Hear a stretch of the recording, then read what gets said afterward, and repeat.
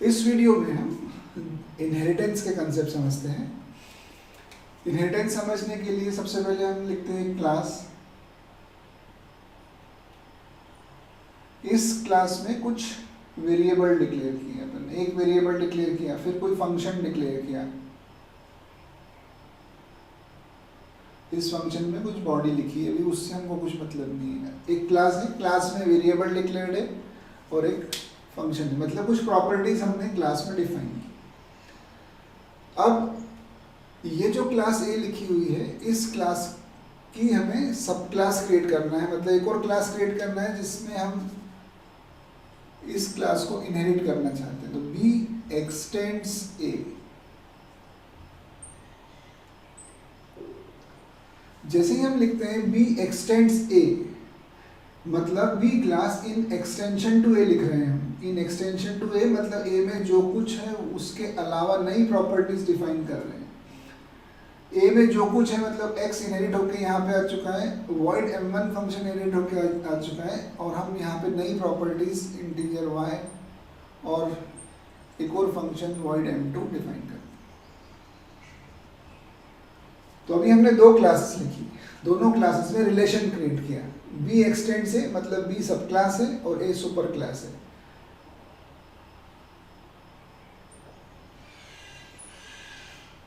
ए के सारे members B में आएंगे, तो बी सब क्लास है और ए सुपर क्लास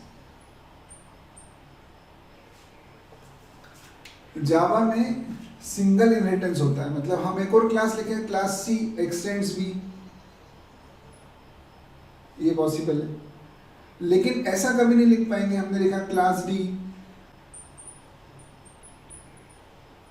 एक्सटेंड्स ए कॉमा बी,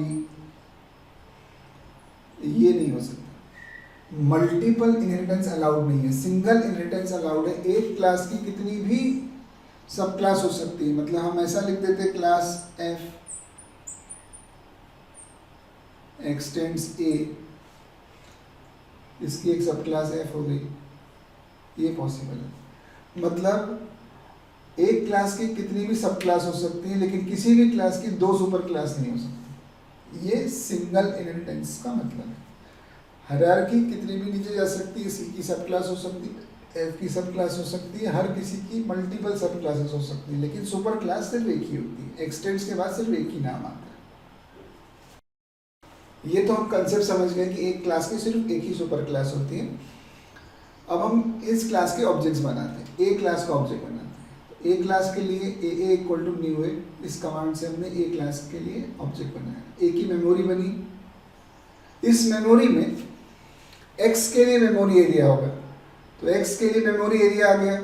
फिर m1 फंक्शन जो लिखा हुआ है उसका एड्रेस आएगा, रेफरेंस ऑफ m1। x में कोई वैल्यू असाइन नहीं तो 0 बाय डिफॉल्ट होगा। तो यहां तक अपन क्या समझ गए कि एक क्लास है, एक क्लास का हमने ऑब्जेक्ट बनाया, उसकी मेमोरी बनी, उसकी मेमोरी में उसके मेंबर्स आ गए। अब हम बी क्लास जो कि सब क्लास है जिसने एक्सटेंड से लिखा हुआ है उसकी मेमोरी बनाते हैं। तो B small B is equal to new B, इस तरीके से हमने बी क्लास की मेमोरी क्रिएट की। बी की मेमोरी में इनहेरिट होके ए के मेंबर्स आएंगे और खुद के मेंबर्स की भी मेमोरी बनेगी। तो एक्स इनहेरिट होके यहाँ पे आया है तो एक्स की मेमोरी बनी, बाय डिफॉल्ट 0 आया। m1 इनहेरिट होके यहाँ पे आया तो रेफरेंस ऑफ m1 बना। y खुद का है, रेफरेंस ऑफ m2। तो a की मेमोरी में खुद के मेंबर्स हैं और b की मेमोरी जो सब क्लास है उसमें खुद के मेंबर्स भी हैं, प्लस इनहेरिट होके सुपर क्लास के मेंबर्स भी आए हुए हैं। तो b की मेमोरी में ये सुपर क्लास है, इनहेरिटेड मेंबर्स हैं, और ये खुद के मेंबर्स हैं।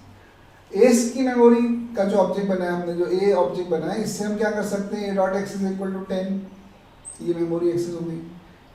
ए डॉट m1, इस ए से रेफरेंस ऑफ m1 मिला, वहाँ जाके फंक्शंस चल गए, मतलब ए क्लास का m1 मेथड इन्वोक हो गया। बी की मेमोरी से क्या कर सकते हैं, बी के ऑब्जेक्ट से B dot X is equal to 40, मतलब ये वेरिएबल एक्सेस होगा। बी डॉट m1, क्योंकि उसकी मेमोरी में m1 है इसलिए m1 एक्सेस होगा, वो फंक्शन चलेगा। b dot Y is equal to 10, खुद की मेमोरी एक्सेस होना ही है, b.m2 ये फंक्शन कॉल होगा।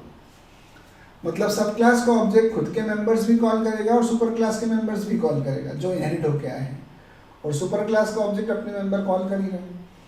तो जावा में सिंगल इनहेरिटेंस है, एक क्लास एक ही क्लास को इनहेरिट कर सकती है, एक्सटेंड कर सकती है। हायरार्की कितनी भी लंबी हो सकती है लेकिन मल्टीपल इनहेरिटेंस पॉसिबल नहीं। फिर सब क्लास में सुपर क्लास के सभी मेंबर्स अवेलेबल होते हैं और इस तरह से मेमोरी बन जाती है। तो ये बेसिक कंसेप्ट है इनहेरिटेंस का। जब हम एक्सटेंड्स कीवर्ड लिखते हैं जावा में तो इनहेरिटेंस क्रिएट हो जाता है।